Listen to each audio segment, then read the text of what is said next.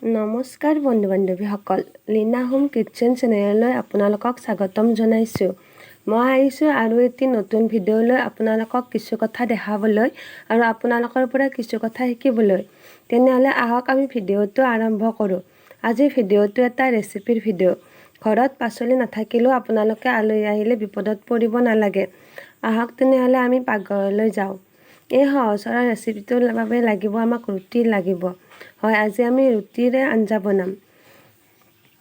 কেৰাহীটো গৰম হ'ব দি তাত তেলখিনি গৰম হ'বলৈ দিলোঁ আৰু তাত এতিয়া পাঁচফোৰণ আৰু শুকান জ্বলা দি আদা নহৰু বটা অলপ দি লৰাই দিলোঁ।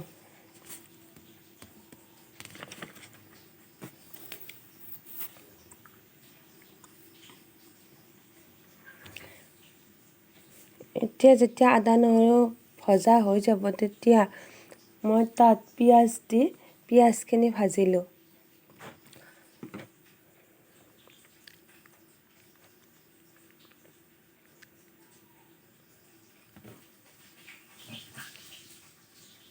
আৰু পিঁয়াজখিনি ভজা হোৱাত তাত আলু বইল কৰি থৈছিলোঁ, সেই আলু বইল আৰু অকণমান লগতে পিঁয়াজ আৰু অকণমান দি আৰু ভাজিলোঁ।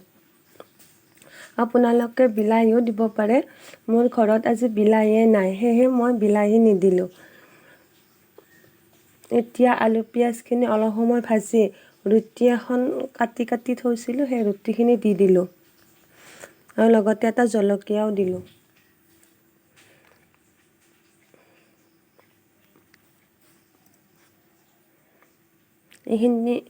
এইখিনি অলপমান লৰাই থাকে। এতিয়া তাত অকণমান মছলা দিলোঁ। মছলাৰ ভিতৰত হালধি নিমখটো দিলোঁৱে, তাৰ লগত জিৰা ধনিয়া আৰু আপোনালোকে যি ইচ্ছা সেই মছলা দিব পাৰে। মই অকণমান শেষত গৰম মছলা পানীত মিক্স কৰি সেয়াও দি দিলোঁ।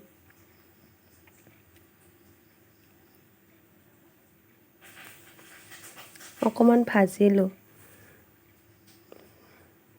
যিহেতু আলুখিনি সিজায়, সেয়ে অকণমান ভজাৰ পিছতে ইয়াত মই পানী দি দিলোঁ।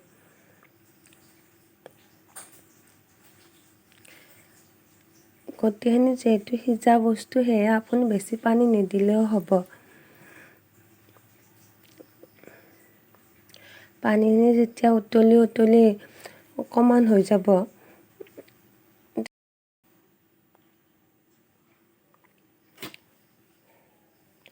পানীখিনি প্ৰায় কমি আহিল।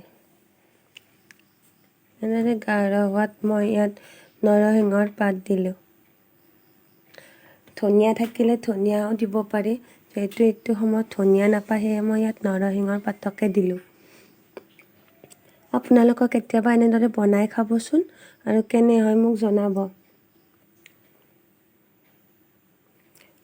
শেষত ভিডিঅ'টো ভাল পালে লাইক কমেণ্ট কৰিব আৰু ভিডিঅ'টো পাবলৈ চেনেলটো ছাবস্ক্ৰাইব কৰিব। এই চাওক আঞ্জাখন দেখিবলৈ কিমান সোৱাদ লগা হৈছে। তেতিয়াহ'লে আহিছোঁ।